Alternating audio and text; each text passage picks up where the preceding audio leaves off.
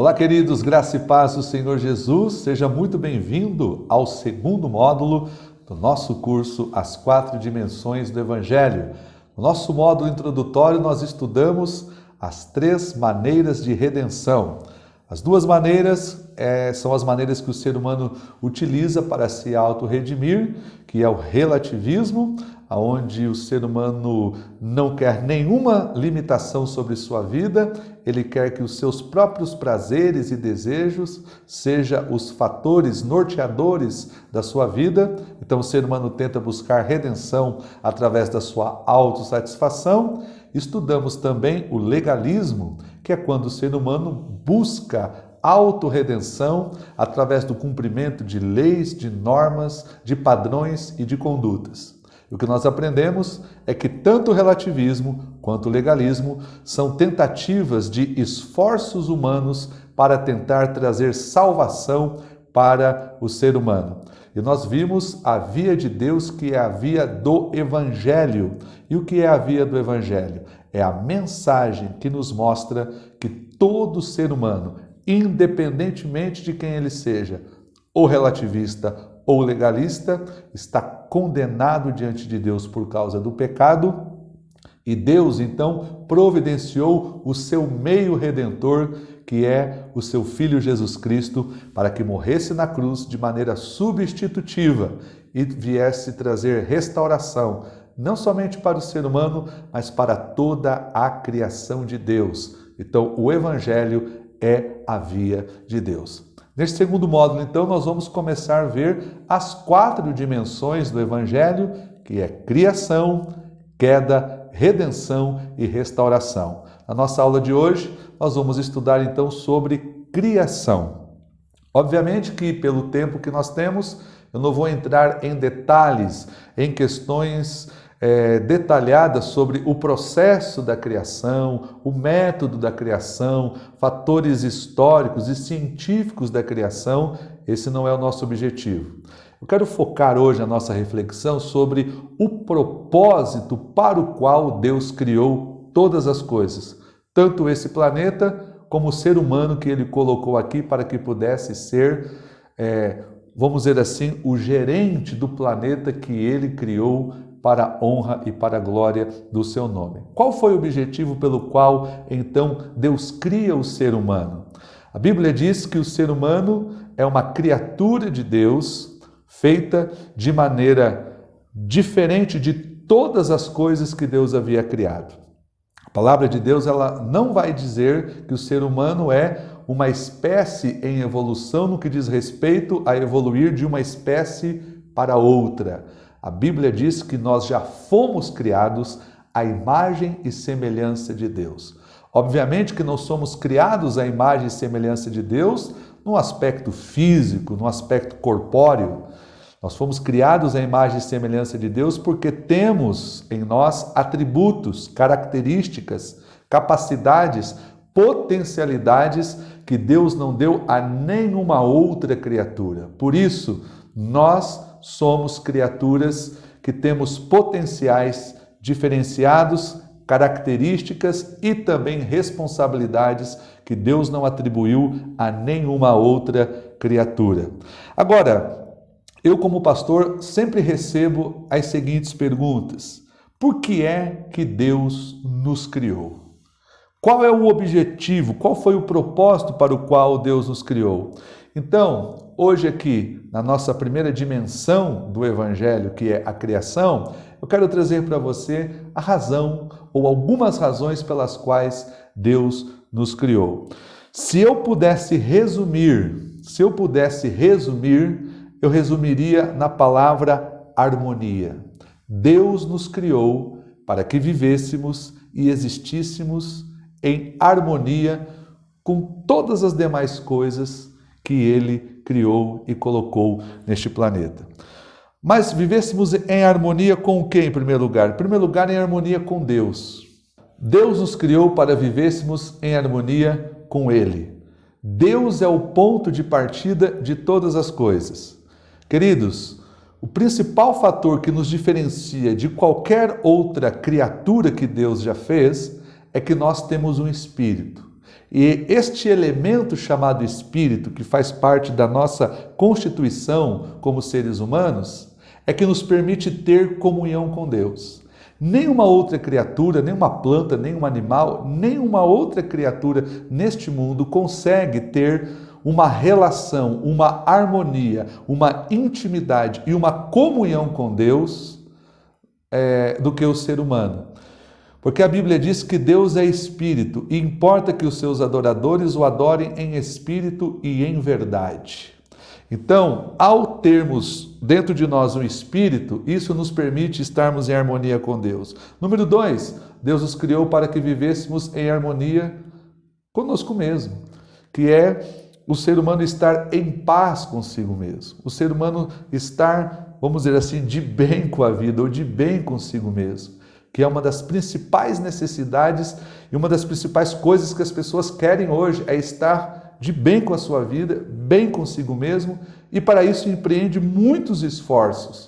O problema é que o pecado trouxe uma desarmonia, trouxe uma fragmentação de todos esses aspectos harmônicos, como nós vamos ver na nossa aula, na nossa próxima aula. Em terceiro lugar, Deus nos criou para que vivêssemos em harmonia com o nosso próximo.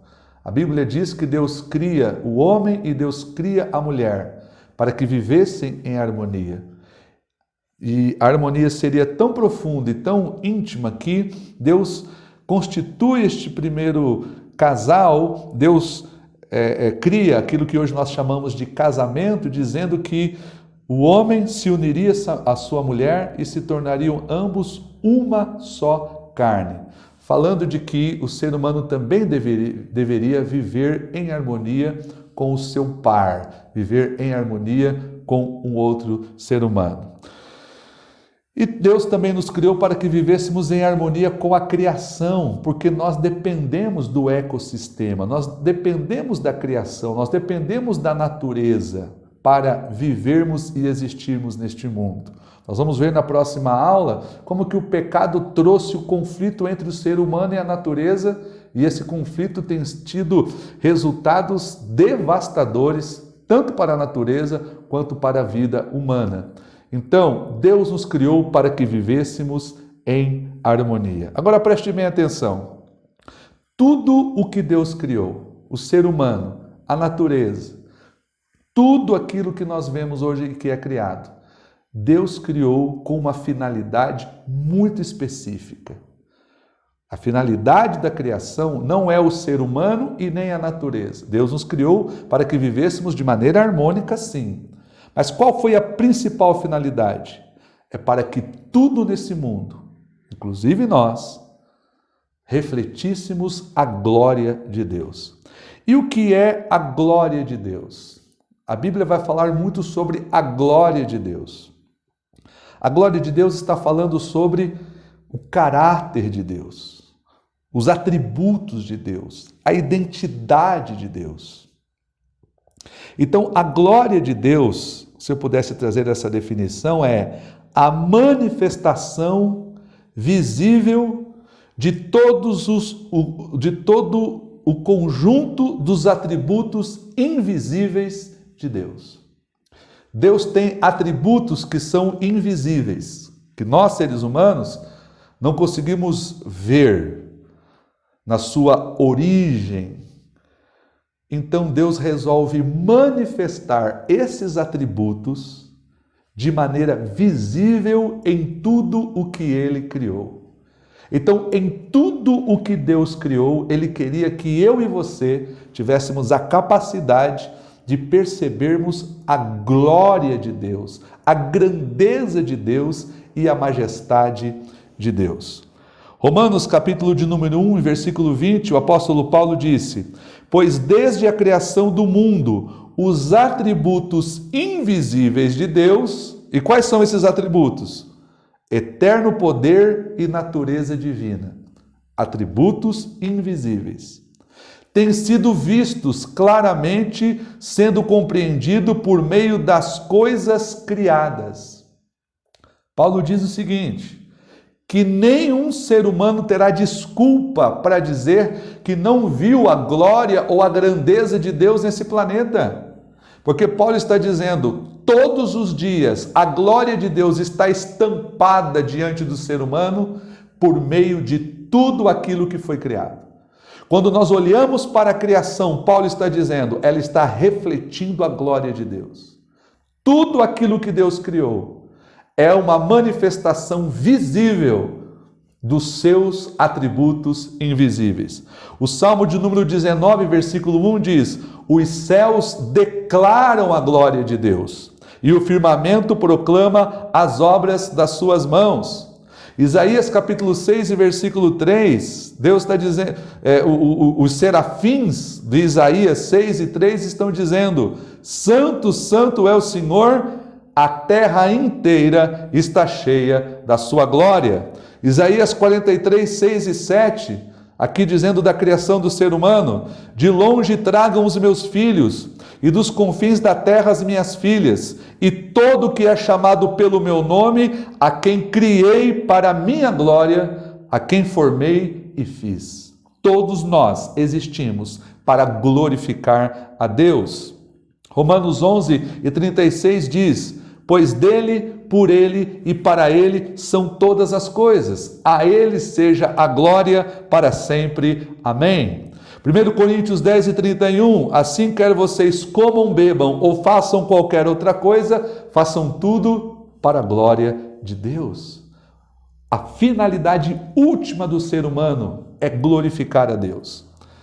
Há uma declaração de fé, ou a confissão de fé de Westminster, diz o seguinte, o fim principal do homem, olha aí, o fim principal do homem é glorificar a Deus e desfrutá-lo para sempre. John Piper diz que Deus é mais glorificado em nós quando estamos mais satisfeitos nele. Quanto mais satisfeitos em Deus, mais nós estamos glorificando a Ele como nosso Deus e o nosso Criador. Então, ao encerrar esta lição, eu gostaria que você guardasse isso. Deus nos criou para que vivêssemos em harmonia com Ele, conosco mesmo, com o nosso semelhante e com a natureza. E a finalidade de tudo isso é que nós glorificássemos a Deus e manifestássemos a glória dele através de tudo o que fizermos. Deus abençoe a sua vida. Até a nossa próxima aula, em nome de Jesus.